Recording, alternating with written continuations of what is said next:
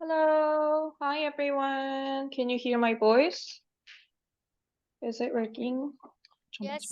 Oh, thank you. Thank you for confirming that you can hear my voice. I am Youngmi Kim, the moderator of this live session, track one.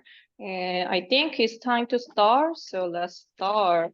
So we have four presenters. So we have so we can, I think each presenter can have 12 minutes for presentation and maybe 2 to 3 minutes for Q&A session. So I hope you can keep the time. And let me start from the first presenter. So the first presenters, Lee Jung-dae and Jung Eun-young professor. And the title is Beyond a Homogeneous View, proposing an art appreciation program for low vision individuals using mobile devices. So can we have, is there Lee Jung-dae and Jung Eun-young professor? Yep. Can you share the screen?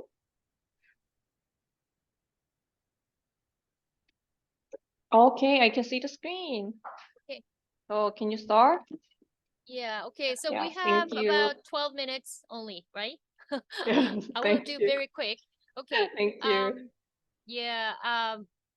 Our the title of our presentation is Beyond the Homogeneous View, proposing an art appreciation program for low vision individuals using mobile devices.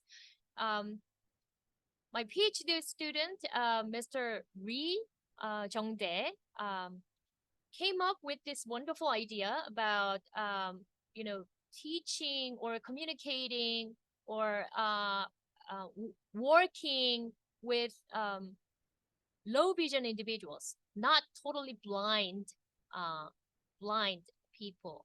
uh, in fact, I didn't know exactly what low vision individuals before I worked with Lee, on this project. So anyway, the first part, I will discuss the first part of this presentation, and Lee Jung-dae, Lee, will explain about the course that he designed and actually conducted. Okay, next.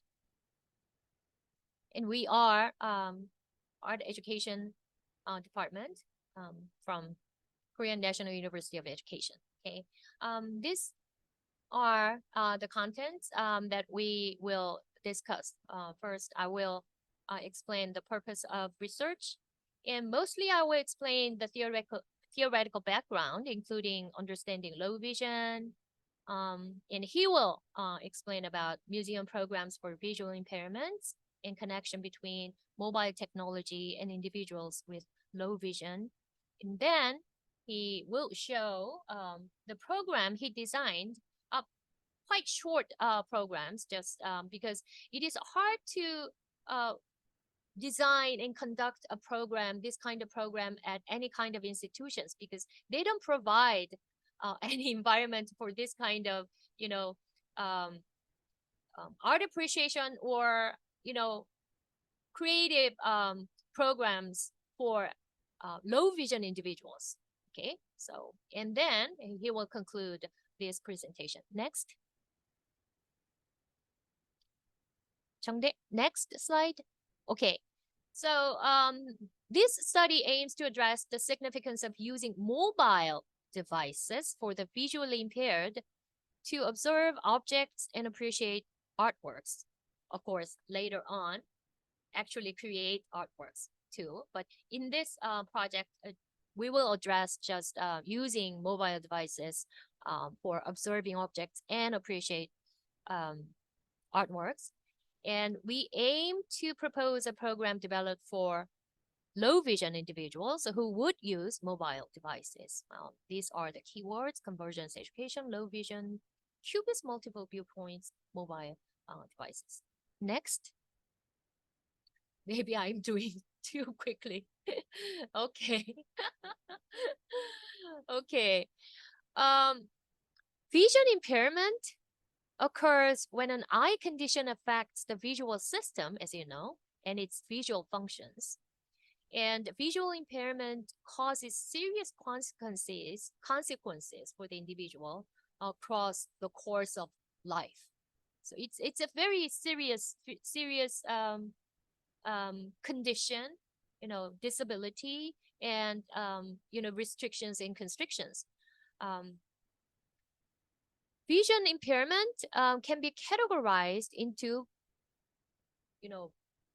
generally, or as a bigger categorization. It can be divided into blindness and low vision. Blindness is the inability to see anything, or lack of vision.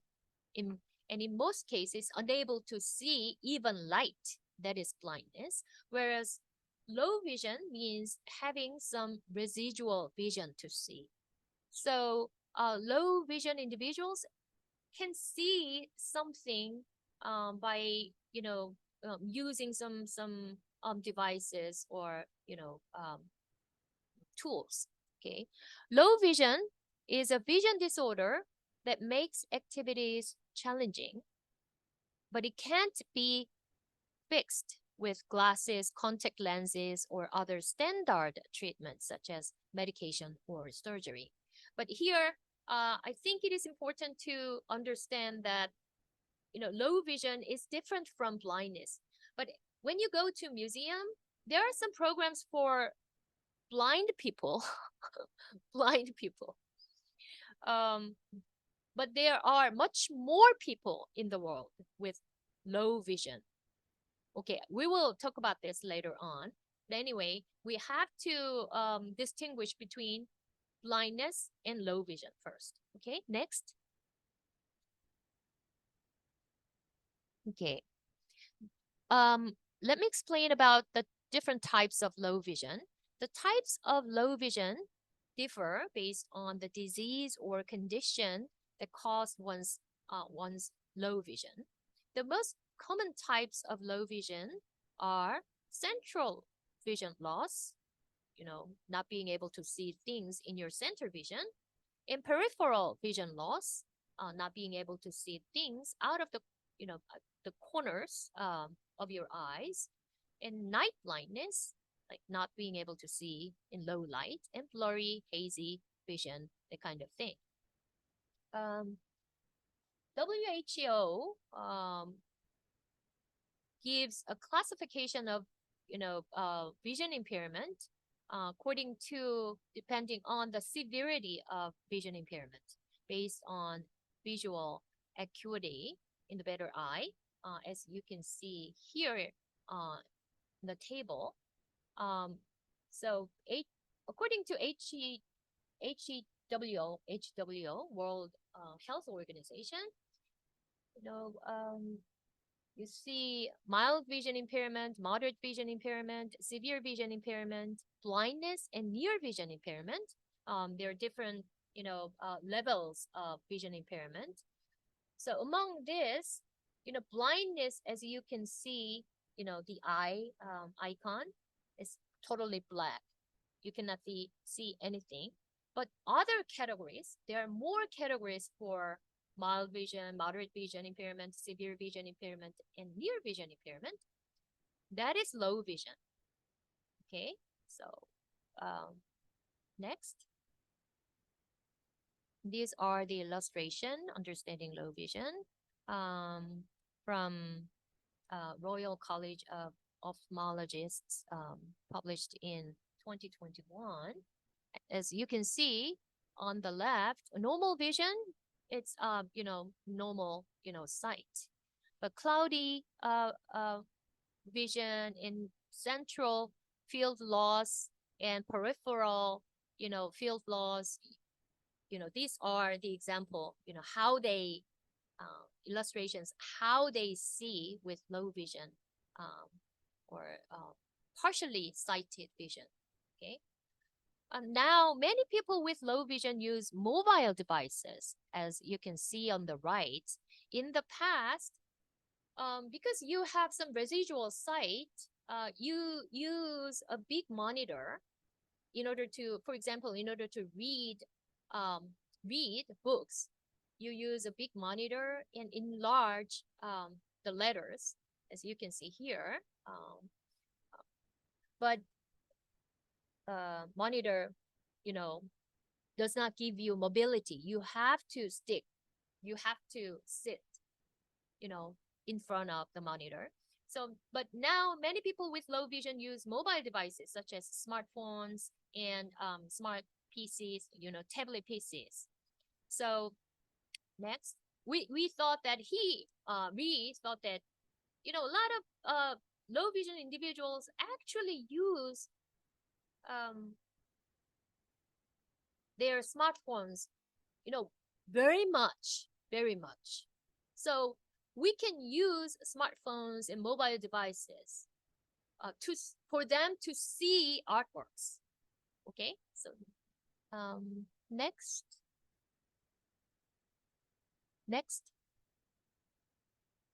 Okay, so according to Orbis, an international nonprofit organization founded to fight blindness, there are 43 million people in the world who live with blindness, and 125 million people who have moderate to severe visual impairment, which means much more people. There are much more people with low vision in the world. There are much more people. There are much more people with low vision than total blindness, but it appears that most art education programs for the visually impaired are designed as if they see nothing, as if they are blind. This is why we should develop art education programs for those with residual vision. Okay, he will continue the presentation. Yeah, thank you. Thanks for presenting to my professor Young Jong. So I'm next presenter, Chung Dae-ri. So museums around the world have been organizing touch tours, audio guides, or special programs for the visually impaired, like this. However, it can be observed that all these programs use either hearing or touch. It is also true in Korea. In this situation, we can realize that we need more programs for low vision individuals. For the visually impaired, especially those with low vision, mobile devices are an indispensable tool in daily life and connecting them with the world. As shown this photo, the mobile devices can give screens for people with low vision, allowing zoom from 50% to 1,500%. And many visually impaired people tend to use iPhones. Not only that, but mobile devices help by allowing the adjustment of screen settings like brightness, contrast, and even inversion to suit individual needs. Also, people with low vision enjoy connect like YouTube and SNS through their mobile devices. This situation is crucial for the educational approach in this study, and it means we can use mobile devices to help teach people with low vision.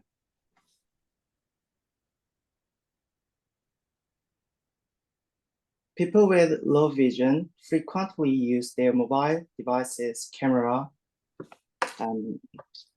to zoom in and recognize what they want to see. They zoom in for a closer look from various perspectives and put it all back together in their minds. This process. Chung Dae-ri, sorry to interrupt, but I think you have 2 minutes. So can you share really important things about your presentation? Thank you. Yeah. Okay. Yeah, so this process is like a visual collage, reminding us of Cubist paintings with viewpoints. So for instance, it could be presented like this. Here is a Picasso's Guernica. People with low vision would see the artwork on their screens and breaking it down like the images on the right. The way of seeing is like multiple viewpoints of Cubist artists This process is kind of like making a collage. Broken image fragments, like puzzle pieces, come together to form a whole picture in the mind of a low vision individual.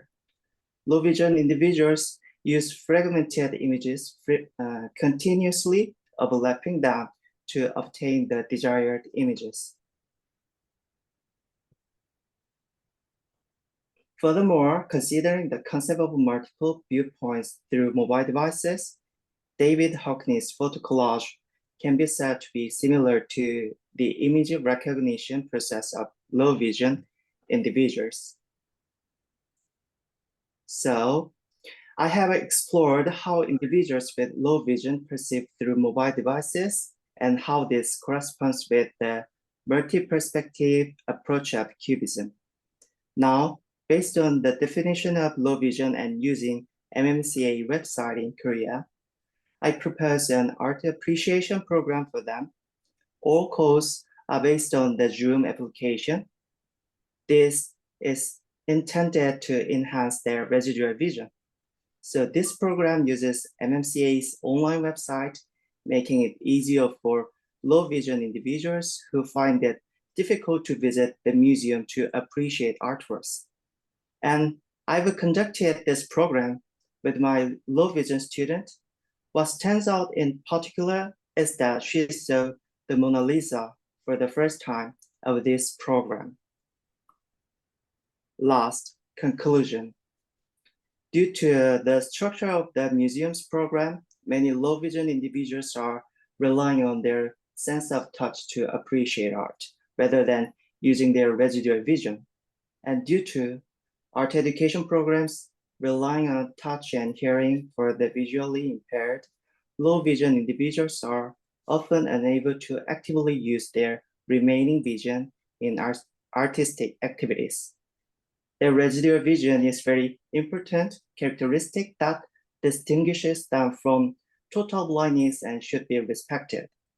This research have chosen the mobile devices for their residual vision and exploring the close relationship between mobile devices and low vision individuals will provide various art education methods. Furthermore, the approach to art education methods using mobile devices will open up the possibility of integration with various technologies. Thanks for listening.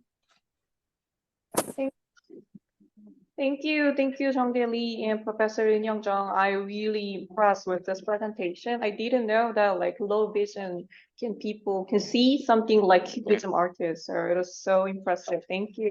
And I really want to share and I really want to have a Q&A session, but because of the time, so if you have any questions, feel free to leave your questions in the chat box. So maybe Jongdae Lee and Yoon Young-jung can answer through the chat box. So can we move on to actually, the- in fact, yes. Yeah, actually, in fact, I requested to get questions right after our presentation because I have to leave to another meeting. Yes. Yeah, I requested it. So if you have any question to Yoon Young-jung and Jongdae Lee, so please feel free to ask the questions and share your comments. Actually, I was really impressed. Pam, do you have any ideas? This Yep. is ongoing. Yeah, we are in the process of doing this research, and Ree has just inspiring, really insightful, ideas for this. Yep. So Well, I thought support it was a wonder. It's a fantastic topic, and so timely. Look at the number of people, globally. I'm thinking of my own father, 96, macular degenerative disease, could only see through a little crack in the part of his lens, sat so close to the TV watching football, and I wanted to ask the question of how are you factoring into your research that some people won't have smartphones. My dad didn't. And I suggested, Siri, just so many things, voice recognition. No. So, getting him to a gallery, no. So how are you factoring in cultural differences, of course, but also intergenerational ones in this very important study. Yeah, yeah. Okay. Chung Dae, do you want me to answer or Chung Dae? Okay, okay. Well, he has a lot of ideas. And he has developed some programs for actually artistic creation, artistic activities. But for this project, in Korea, well, I would say almost 99% of population have a mobile devices, smartphones. Yeah, I don't know whether we cannot generalize this kind of thing, situation to other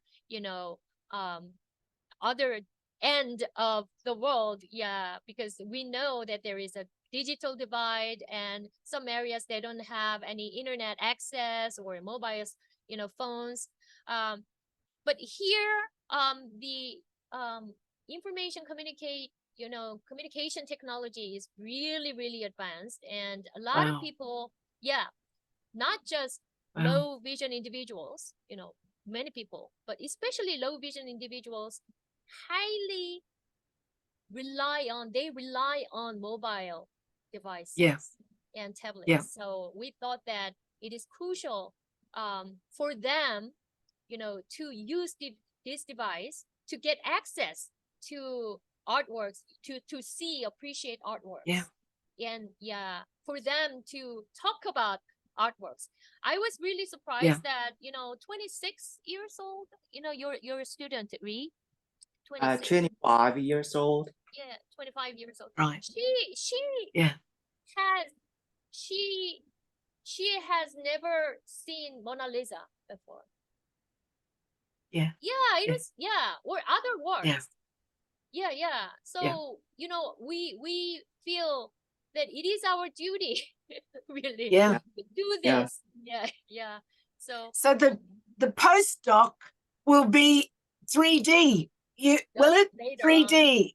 on. Yeah, right. Postdoc. Always important to be thinking ahead. Yeah, Well right, done. right. Yeah. So virtual reality, we thought about that too. Yeah. Thank you. Okay. Thank you for your active participation. So can we move on to the second presenter? So can I see Kyung-chul Kim and Kyung-jun Min? Yes. Okay, so I think you can have seven minutes. I'm really sorry for the time. 7 minutes, so we can share questions at the end. So can you start? Yes. Yes. Here's my screen. Yes, definitely.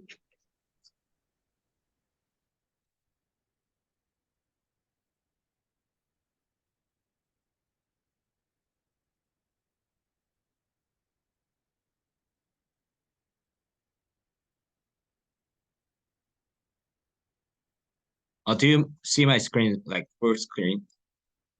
Okay.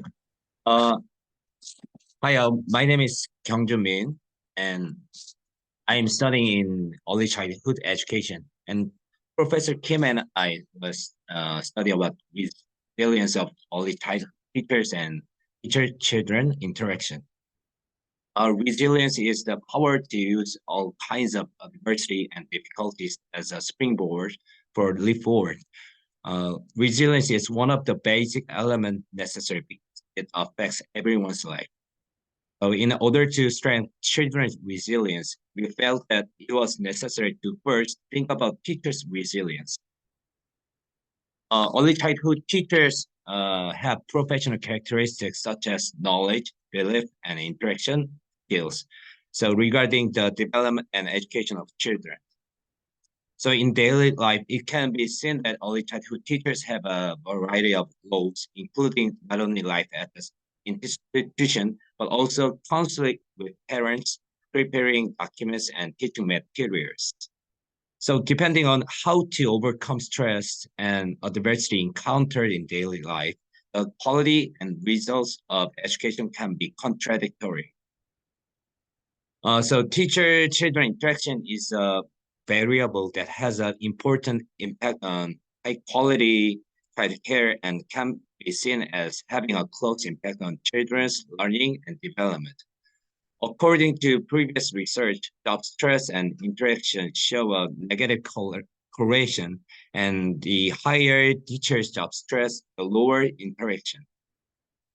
Therefore, the purpose of this study is to examine the relationship between resilience and interaction between teachers and children. First, what is the resilience of early childhood teachers? Second, what is the interaction like between the teacher and children?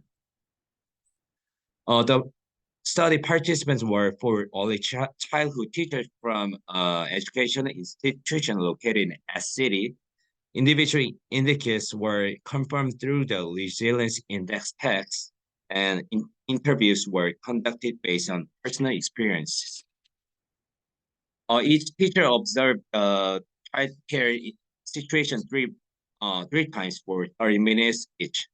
However, since interaction can include a subject perspective as participants fill out their own questionnaires, so this study attempts to evaluate it from an objective perspective by participating as an observer. So there are three areas in the resilience index test. The first one is self-regulation ability. Self-regulation abilities are divided into emotional control, impulse control, and casual analysis. Second is interpersonal skills are divided into communication skills, empathy skills, and self-expansion skills. Third is positivity. Positivity is divided into self-optimism, self-satisfaction, and gratitude.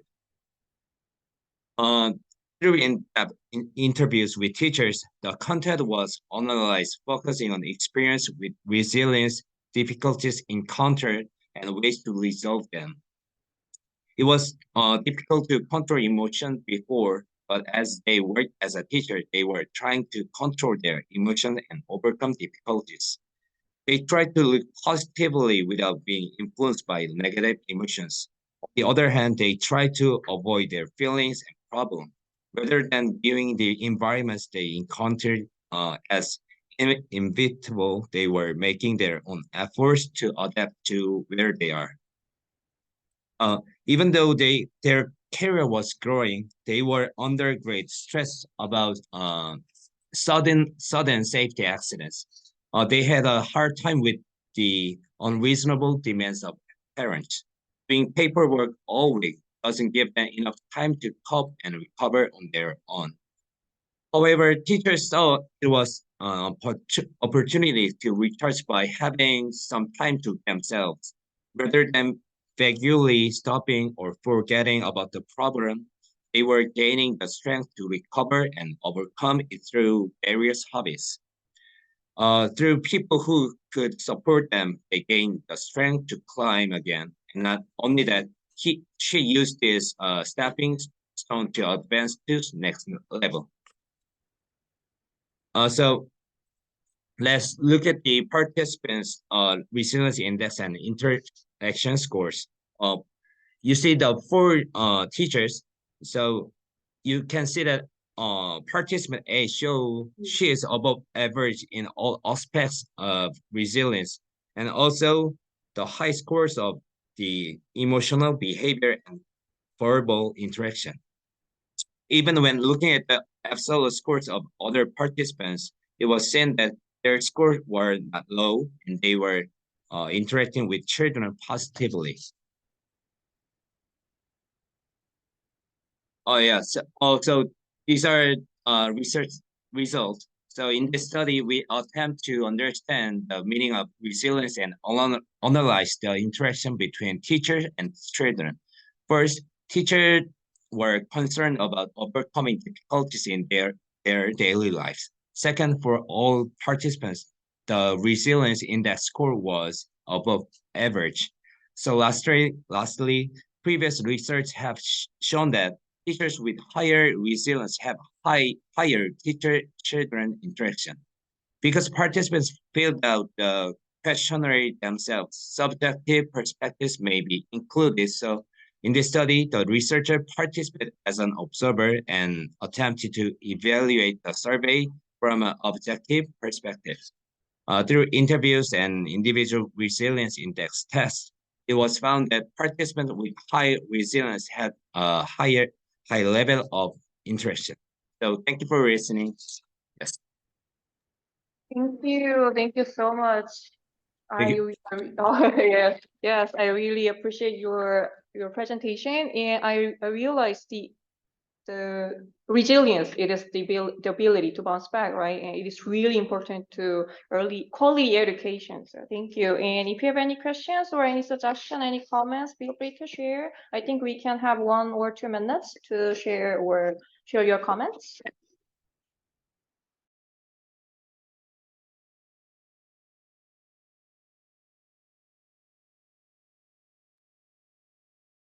Shall I Yeah. ask a question? Oh, yes. Thank you. Thank Welcome. you so much. Is it Kyungjun or Yes, what's my name is, first name is Kyungjun. Yes. Kyungjun? Really lovely, very clear presentation. Thank you. And Thank a you. very important sort of set of concepts. They're sort of threshold concepts, aren't they? Resilience and interaction. I wonder when you're where you are in the if you finished the study, did you find that there were other thresholds showing up, other concepts you could equally have looked, have examined or will in the future? Is resilience and interaction this sort of paired concepts? Or could there be others? Oh, we found that the previous research they say was they study about the doubt stress and interaction, but our research was focused on the observer, because teachers, if teachers like answering their question by themselves, it was not so it could be like a common for the looking with the other teachers, so it can see them perfectly. So I thought that I was participating by observers, so their teachers were concepting like for the answer. No, that's interesting. So observation tells us a lot. Yes. But in combination with what the teachers, are their perceived resilience and their perceived interaction can shed a light on what we think we're seeing. But is that really what we're seeing? Or are there other things going on inside? Interesting. Will you do any interviews in the future? Would you like to? Oh yes. It is. I could not say that all of the teachers have high resilience, have the high interaction, but our future research will be like many teachers for the research. So Okay. you might study where was for interviews, but our future research is like focusing on the survey for many teachers. Yep. Okay. Great. Thank you. Thank you. Thank you so much. Thank you so much for your active participation. I love this session. And let's move on to the third presenter. Peter, are you here? I saw your name on the list. Yes, I'm here. Okay, so the title is The Role of Learning Styles in Adaptive E-Learning Systems. So I think Thank you so much. I'm going to share my screen, okay? your session should be finished around 6:40 Korean time. So I think it's better to share your results in 6 minutes and we can have like discussion for 4 minutes. Can you do that? Maybe. Thank you for your cooperation. I can't see your screen. Did you share your screen? Okay. Is it clearly visible? Oh, now I can see. Now I can see. Okay, thank you. Can we start? Yeah. Thank you so much. It's a great honor for me to present here again at this prestigious conference. As you mentioned before, the title of my presentation is The Role of Learning Styles in Adaptive E-Learning Systems. And hereby, I will show you the results of the literature review. So let's begin. But I need to say that this research was supported by the new National Excellence Program of the Hungarian Ministry for Culture and Innovation from the source of the National Research, Development and Innovation Fund. The relevance of my research is that it contributes to further research on adaptive e-learning systems that are able to embed different learning styles to provide a personalized learning process for users. Given that the learning style adaptation is considered to be a major success factor for personalized learning, the further development of adaptive learning systems requires the development of adaptive rules for learning systems. The research seeks to extend the literature with respect to the research questions. At the start of the previous century, education was organized with an emphasis on the knowledge and the skills that learners could acquire without taking into account the differences in skills, inclinations, and most crucially, the preferred learning styles of each individual. This approach, often referred to as one-size-fits-all, led to many students struggling to adapt to school sessions that were not tailored to their specific needs. This is one of the factors that prompted a shift towards personalized learning. An educational system, such as adaptive e-learning systems, customized to the individual needs and learning preferences of each student, provides added motivation for developing their potential based on their unique skills. Learning styles represent one of the most widely adopted personalized learning approaches, as they take into account the learning preferences of individual learners. Employing learning styles encourages learners to become more engaged and active as they are immersed in an environment tailored to their specific needs, thereby enhancing their motivation. As theoretical background to the research, only the four most important previous research findings are presented on this slide due to time constraints. I would like to highlight two of them. Learning styles can be of great help to the teacher in the learning process, but personalization can be difficult. The lack of appropriate digital pedagogical tools is a challenge for teachers. I structured my research around answering 3 research questions, which are shown in the following slide. These are the following. What factors are taken into account in the learning style-based learning model in adaptive e-learning systems? What are the adaptive elements and techniques of e-learning systems? And what are the most prevalent educational and ICT effects? The research process encompasses the following stages, allowing the PRISM approach. The process involves 6 stages of categorization. In the initial phase, research was carried out using databases like Scopus, SpringerLink, ScienceDirect, and Google Scholar from 2017 and 2022. The objective of this research was to identify emerging trends and strategies within the dynamic field of adaptive e-learning, particularly in conjunction with the models of learning styles that tailor the learning experience to benefit the user. To accomplish this, the research implied keywords such as adaptive e-learning, adaptive hypermedia educational systems, personalized learning, and so on. Briefly about the article selection process, the process unfolded in several phases. Initially, 841 research articles and publications were gathered. Subsequently, in the second phase, after eliminating duplicates, articles inaccessible online, and those that couldn't be downloaded, 573 articles were retained.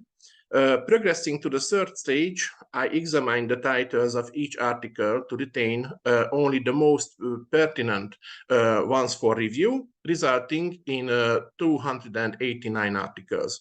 In the fourth stage, I scrutinized the abstracts of the selected articles, removing those not relevant to the research area under review, which left 115 articles. Finally, I conducted an in-depth examination of these 115 articles, ultimately retaining 47 articles that fully address to the research questions of this study, while discarding the remaining ones. As for the results of the research, I will also present only the four most important results on the next slide. In the analysis of the selected studies, the information extracted was grouped into the following categories: learning style models and learning model factors used in adaptive systems, adaptive elements and techniques in e-learning systems, and finally, the educational and ICT effects mentioned in the literature. The three most important results for our main project are that defining the learning style of students is one of the most important factors for the success of the platform. According to researchers, a learner's learning style is one of the most valuable factors for adaptive presentation because of its ability to differentiate learners. Combining learning styles and prior knowledge makes learning even easier in adaptive e-learning systems. From the research results, I have drawn conclusions that foreshadow the need for further research, so it can be said that the topic is very much worth researching. Utilizing adaptive e-learning systems that consider learning styles is an effective way to incorporate new technologies in education. Analyzing and comprehending the performance of these systems relies on data evaluation methods. To create a roadmap for exploring implicit learning styles, it's crucial to identify key aspects of human behavior related to learning styles and their representation in digital systems. Involving teachers in the design and evaluation of adaptive systems is highly significant, as it enhances lesson content and integrates educational theories, given their expertise in the classroom. Thorough testing and application of adaptive platforms in primary education levels are vital, facilitating personalized assessment of each student's learning process. And this slide shows a fragment of the literature used in the research. And finally, I thank you very much for your kind attentions, and I hope I'm in time. Thank you, Peter. Thank you for your insightful presentation. As you said, like we definitely need personalized solutions to meet students' different needs. Thank you. And I think we can have 2 minutes of Q&A session. So if you have any question or suggestion, any comments, I really welcome.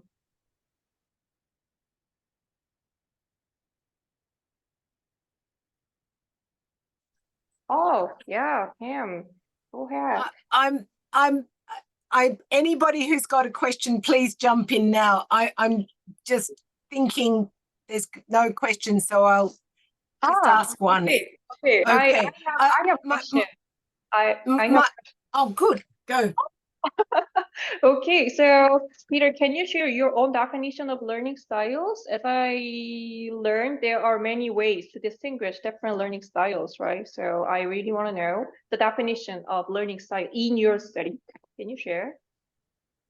Yes, of course. Feder-Silverman learning style and above mobile technologies and so on. But we focused on the Feder-Silverman learning style and how can we extend it with our technology, because I have developed a brand new adaptive e-learning system, and there is a pilot study which is in progress. And maybe it will be a countrywide research, and I will share that system open source for every university or secondary school if they want to use that, but they will be used in the mean of the pilot study, and it will be multilanguage, and the learning style detection will be detect with a later stage of the research with eye tracking technology.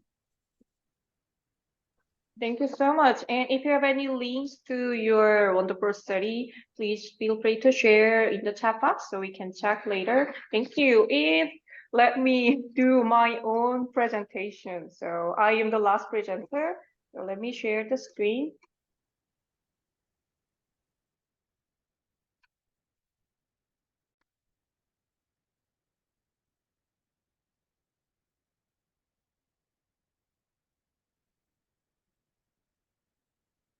Okay, can you see my screen?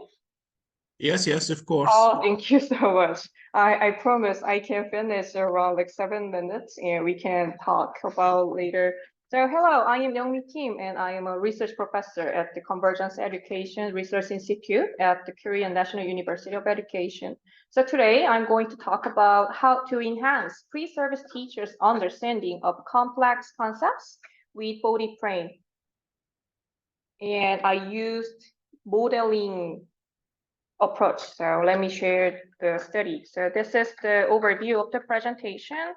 So let me introduce why I started this study. So in geography education, it is really necessary to teach abstract concepts, but it's really hard to teach because we don't have enough appropriate teaching aids to visualize the model. So memorization is the only way to teach the students. So this study aims to show an example of model-based teaching with teaching aids that visualize models in geography education. So to this end, model-based teaching materials have been developed for students and applied to the students in geography education.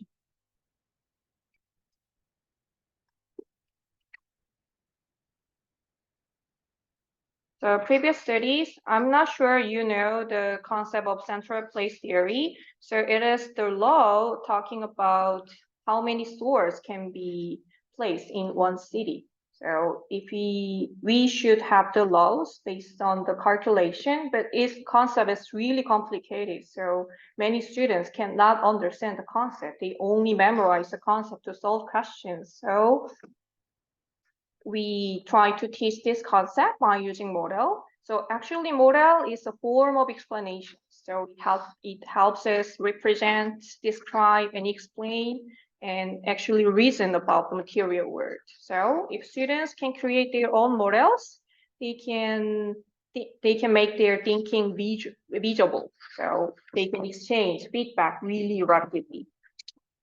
So let me share the research methods. So in order to see the effectiveness of the program, we both experimental and control group, the three tasks. So it is the comprehension task about central place theory. And only for experimental group, they participate in the workshop, which was 3 hours. So they created models by using body frame. And after all the workshop, both of the groups took the post-task to check the comprehension tasks. And only for experimental group, they participated in a set of questionnaires for measuring their attitude, and they also answered to the open-ended survey. So actually, they should know why there are yellow spots and why there's only one star in the center, but they didn't understand the rule. So what we try is to make their model by using body frame, as you see in the picture on the right side. And they actually create the model by giving the picture. And they move around their models to understand the concept. So for the study, there were 46 students. So all of them were major in geography education. And there were 20 students in the second grader for the experimental group and 26 students in the control group. And As I said, quantitative measure, they took a test to measure their level of understanding of the central place theory. And only for the experimental group, they answered to the open-ended survey to show their changed understanding and their changed attitude toward using model and modeling in their future teaching. So let me share the results and implication part. So can you see the graph on the right side? As you see, actually for the pre-test control group scored a little higher than the experimental group. But after the program of using body frame, and they made their own model and they create the model, experimental group showed really increase and it was statistically significant results. So as you see, the results indicated that the experimental group had a statistically significantly higher level of understanding than the control group.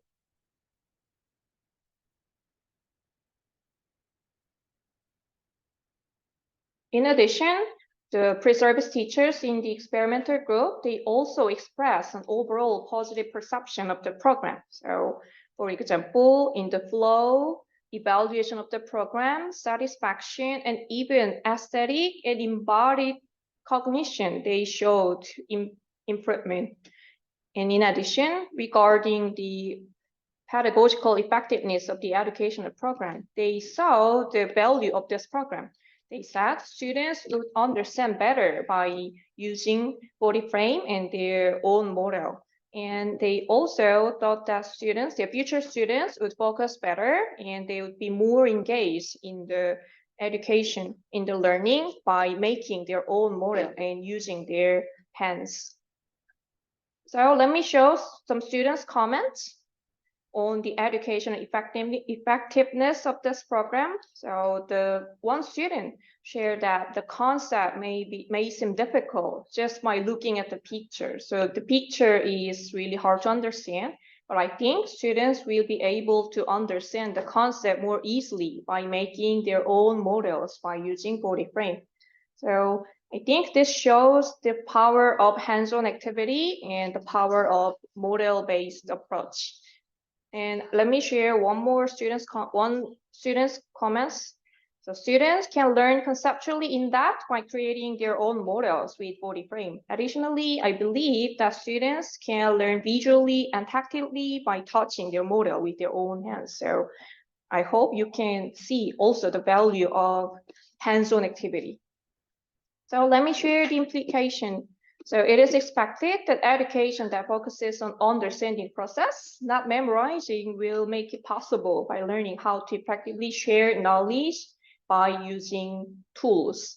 And actually, there are many tools like mathematics and GIS, but they are really complicated to use. So, but body frame or other like low technology can be really valuable in terms of cost and money. So I hope you could also try this kind of hands-on activity in your future teaching. And this is the end, and thank you for doing my presentation.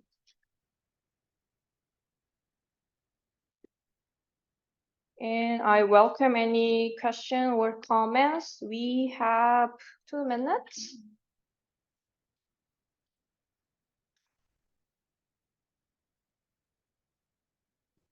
Okay, there is one comment in the chat box, so I hope you could also check the chat box. And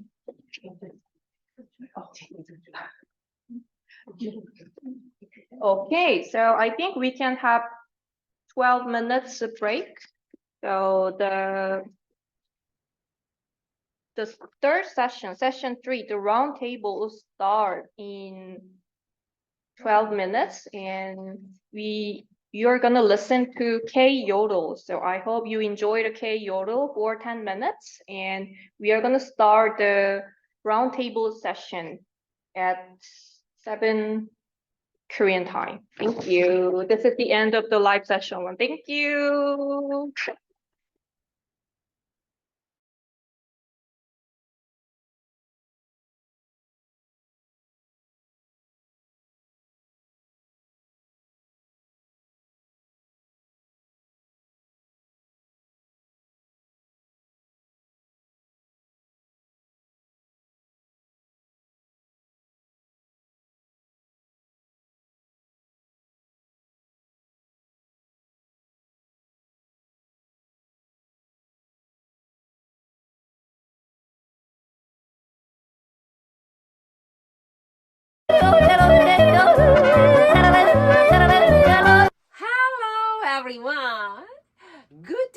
again.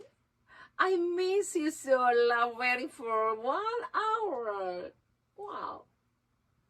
I'm sure that all of you had a very meaningful time through the live oral presentation and book show.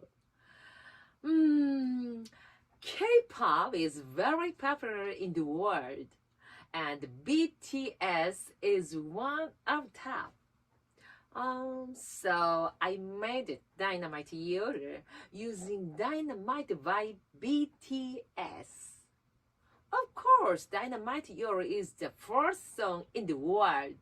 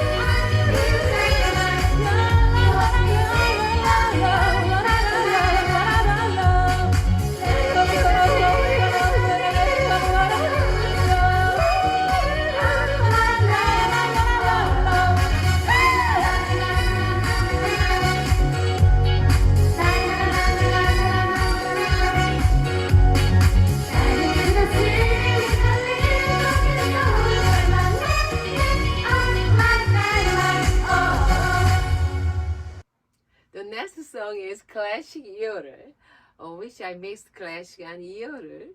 This song will be with Kang Dong-chul, a famous popular singer.